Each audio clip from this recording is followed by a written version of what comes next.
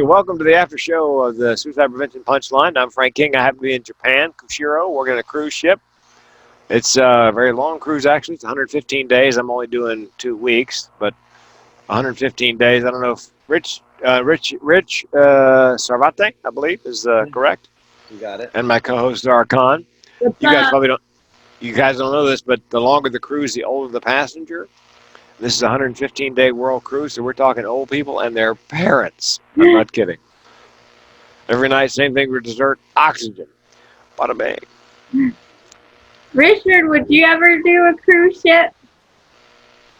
I would do a cruise ship, but it seems very intimidating. I mean, I think you have to do two different clean sets back to back, like two 30-minute clean sets. Actually, you need two 45s.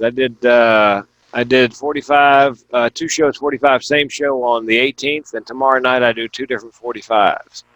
So you have four different 45s you're going to do. No, it's only two per night. So the first two are the same, the last two are the same. So I've got 90 minutes roughly Yeah. of. Now on Carnival, if you get booked on Carnival, which is since you're in LA, the boats come and go there all the time. Uh-huh. You just need 25 clean and 25 full-on comedy club dirty. Oh, nice. Well, I got that. Yeah, the host comes out and goes, "This is how the host opens up. If you're easily offended, get the F out." Oh, nice. And I bet he doesn't say F. No, he does not. They come for the audience comes for a verbal fist fight. They're drinking hard. They want to take the comic down. I got comic friends in LA who won't work it. Oh, wow. Because they're not used to handling hecklers like that. Mm-hmm. Yeah, I'm getting better with hecklers. I used to be really sensitive, but now, I mean, I'm not even funny when I'm handling a heckler. I mean, my MO is to just destroy the person. I get real antagonistic, man. Do you have an Yeah. example? Say again? Do you have an example of destroying a heckler? I mean, it's not funny. Like, I'll just generally be like, yo, what's wrong with you, man? That you need to, like, what went wrong in your life that you need to be here yelling in the middle of a performance? I was like, you're not even funny. You're not contributing. You're a waste of space. And at that point, I'll ask the bouncer, hey, can you drag this guy out? And then we'll just watch him get pulled out. Nice. Yeah. All right, I have two examples, kids. One from Carnival, one from a comedy club. Go for it. The comedy club, there were a dozen people sitting down front. Charlie Goodnight's Comedy Club, Raleigh, North Carolina, now owned by the folks who own the, let's see, they got one in Portland, one in Philadelphia. Can't think of the name of the club. Anyway, they were drinking Dom Perignon, so they didn't want to throw them out because they were, the club was cashing in. Finally, it just got to be so bad that they throw all 12 people out. Out the door, the last person out's a really drunk woman, and she must have heard something that sounded like her name from me on stage because activated. Mm-hmm. And she turns back around to me and she screams, "F you!" Uh, And I took a beat and I said to her, "Not even for practice," and got a standing ovation. wow, that's a great retort. And I'm on Carnival. I'm on Carnival and I'm doing the late show and I grab the microphone. I haven't said anything yet. And the guy in the front row yells out so everybody can hear, "You suck!" Wow. Well, you can't let that go. No. So I waited a beat, and forgive me, Zara, I waited a beat and I said, "Yeah, you swallow." And I got a standing ovation the first 20 seconds and could do no wrong after that. Oh, dude, that's amazing. Wow. It's good to see how, like, a pro handles these hecklers because, yeah, you got to have something ready to go. Yes, if you ever work Carnival, Rich, just be aware. The family-friendly show is fun. Nobody's going to come after you, but the late show, there's a good chance they're looking to draw blood. Wow. And just, be ready. Yeah, and I can't do that because I only have one dirty joke, and it's not even dirty. Yeah, I mean, the roughest show I think I've done is the Crow's Nest up in Santa Cruz. I don't know if you know about it. It's that show's been going for like 30 years. But yeah, it's Sunday at 9 at a venue in Santa Cruz, and it's always a full room, but they just want to heckle the comedian. It's like they just think that, like, they don't know what comedy is. They think you just go and you yell at the person on stage. Oh, Yeah. So Yep. I've done long sets there, and just I mean, it's just like playing, like whack-a-mole. You're just like, okay, this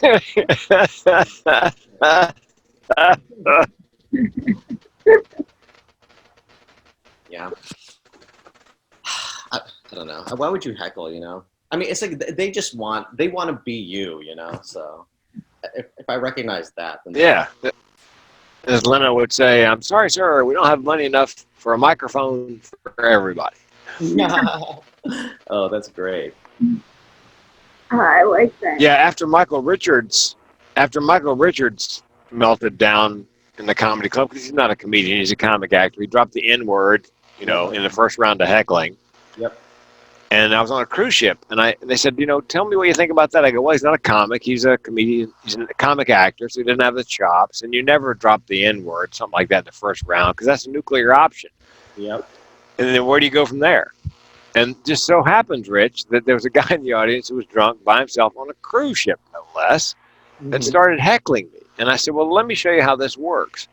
I said, you start kind of gentle, like, I'm sorry, sir, we don't have a microphone for everybody. Yeah. And then if he comes back after you, and son of a gun, the guy came back after me. And I said, sir, do I come down to McDonald's and knock the French fries out of your hand when you're trying to make a living? Which is a little mean, a little meaner. Yeah. And then he came after me again. I said, look, save your breath so you can blow up your date when you get back to your cabin. And then I had security drag him off. But that's how heckling should, handling a heckler, because in the beginning, it's them and you. If you can twist it around so that peer pressure, that they're on your side, it's you and the audience against that person, then it's legit to take him out. But if you take him out in the first round, when it's like, oh, you just seem mean. No. Yeah, so now I know.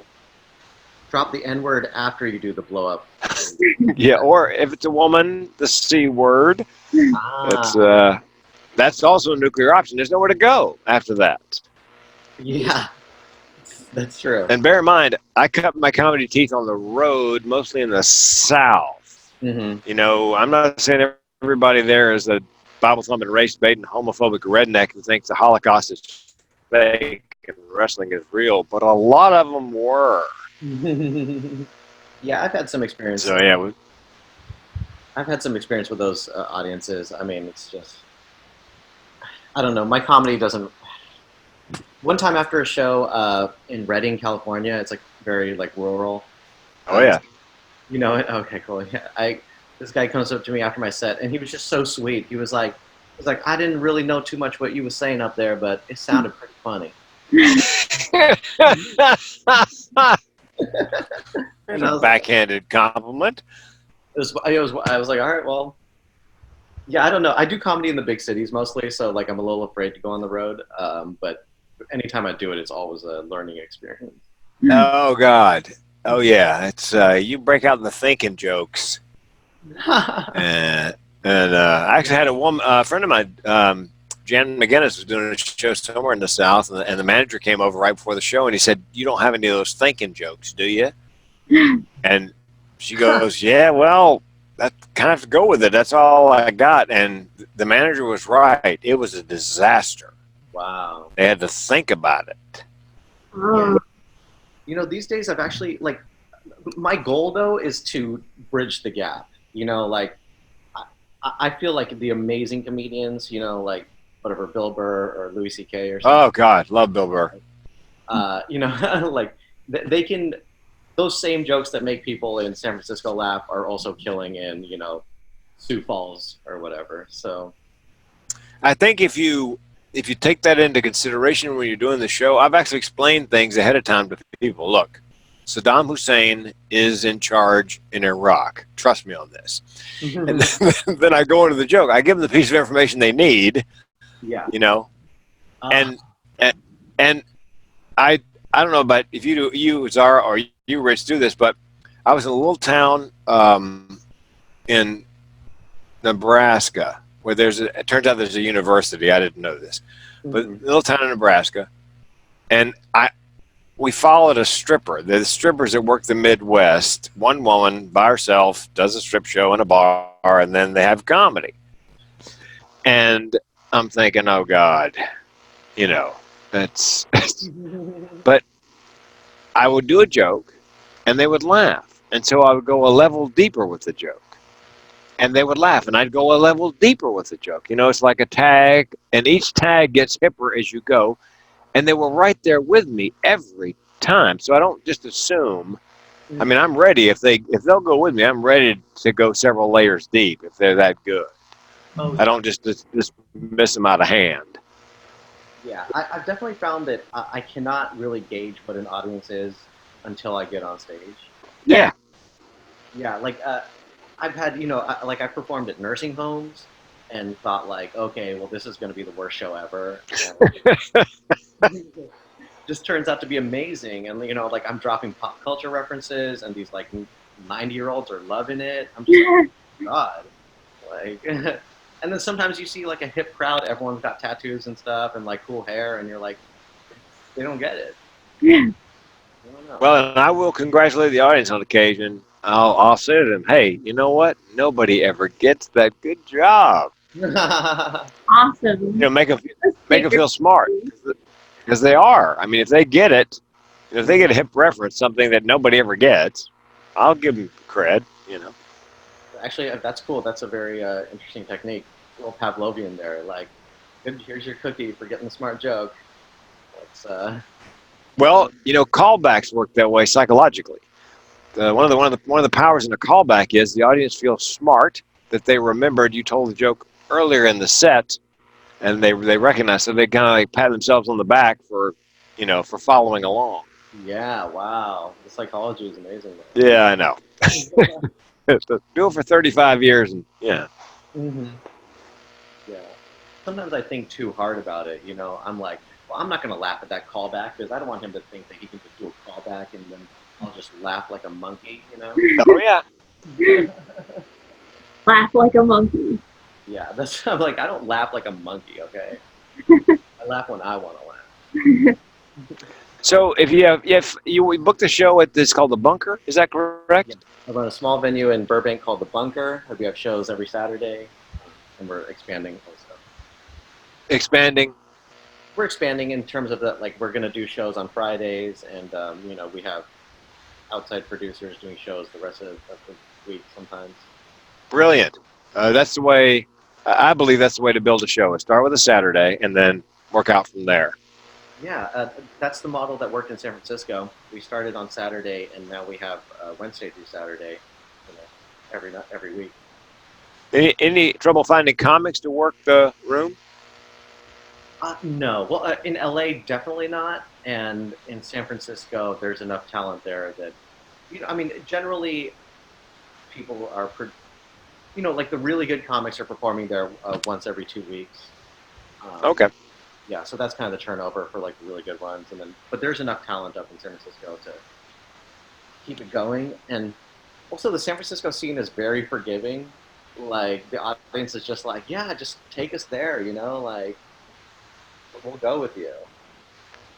Nice. Yeah. Yeah, I love performing. I did the setup, and it was just a great room. It was awesome. Oh yeah, yeah. Yeah.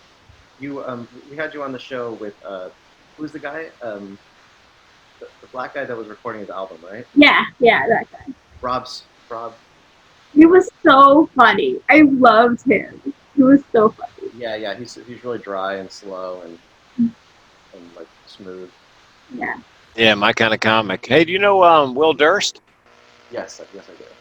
Yeah, because he's my vintage. He's like one of the original San Francisco back in the day, 30 years ago. Yeah. I've met Will a bunch of times. I mean, he performs. He hosts a lot at the Throckmorton in Mill Valley. Do you know that theater? No. There's a beautiful theater in Mill Valley called the Throckmorton, and it's just a magic place. Like it seats about 250, and even like Charlie Chaplin used to have shows there a long, long time ago. And Will Durst he usually hosts the Tuesday comedy show, so I see him there pretty often. You know the thing I love about Will and comics like him. When you choose to do strictly political comedy, you have narrowed. Oh, I mean, it is a niche. There are places, he's not going to be playing the Republican National Convention. yeah. Uh, and it's tough to get corporate work because most of the corporate work is heavily Republican. And when, he and Lewis Black, Hmm. same thing. I mean, I really admire because political comedy is my favorite. I love writing political comedy, Yeah. but I don't have the personality or the face to deliver it, and I need to make more money than that. It really narrows the number. I couldn't do it on a cruise ship because they'd throw me overboard. Nope. Uh, Off the plank. yeah, because I was on the ship when Romney lost to, was it Romney? Mitt Who Romney. lost? Was Romney the nominee? Was he, or was McCain? McCain lost to Obama in the second go. Yeah, when McCain lost to Obama. I mean, they were Romney gear the day before, and the day after the election, I said somebody, I haven't seen this many rich people this upset since the French Revolution. It was amazing. Yeah. So yeah, I can't do any political comedy, but that's my favorite. And so I really admire Will Durst and Lewis Black and those guys. Well, that is the interesting thing about stand up is that I've been trying to. The main thing about stand up is that you don't know what audience you're going to get, and you got to make those people laugh.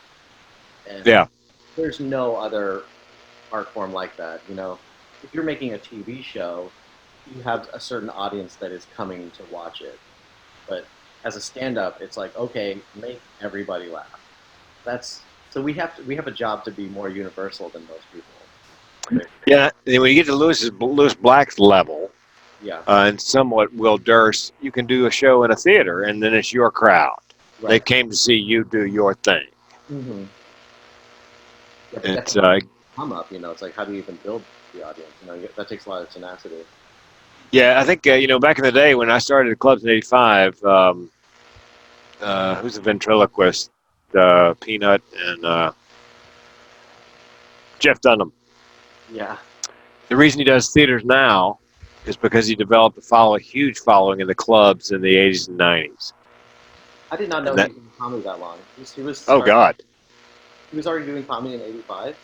yeah, I would say so. Yeah, because I worked with him in Vegas in the late '80s at the Improv when they used to do 3 shows a night, 7 nights a week. Oh my god! Oh God, Wow. yeah, yeah. And the most famous person, by the way, Rich, to come out of that whole situation was the manager of the club who was on The Sopranos. He was Bobby Bacala. Oh wow. Um, he was Junior's bodyguard on The Sopranos. Was the manager from the Improv at the Riviera in Vegas. Oh my god.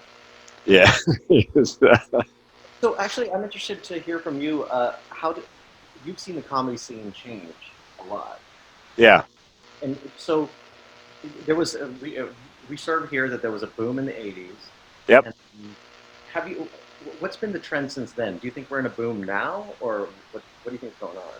Well, I think I think we're at the tail end of a boom, a club boom, Uh huh. in the mid '90s, and I didn't see this coming. I've told Zara this many times. There was the mid '90s. There was this alt comedy movement. Yeah. Janine Garofalo. Mark Maron. Yes.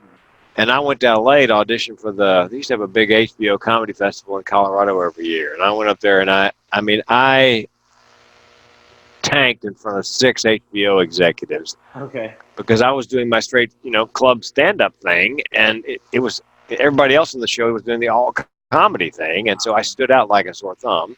Hmm.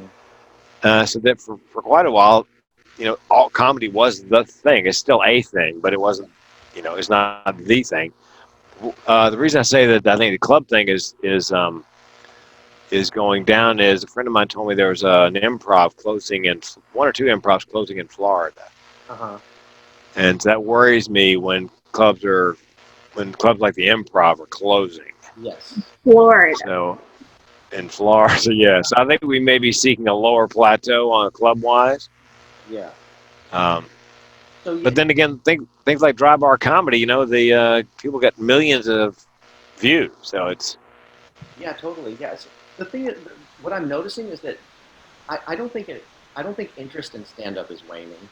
I just think audiences at clubs are waning, and I Yeah. just wonder, yeah. So it's just like, how do you attack the problem now? Like the idea is to put stuff online and like that, but that doesn't solve the whole problem either. Well, I booked a club for a little while in like 2013 in Raleigh. A friend of mine asked me to come back and run and book a club for him, and so I did. And I talked to a friend of mine who runs the Birmingham Comedy Club, the Stardome. And I Hmm. said, you guys are thriving. Who do you book? And he goes, we book name acts and we book African American acts. Oh That's wow, it. that's all.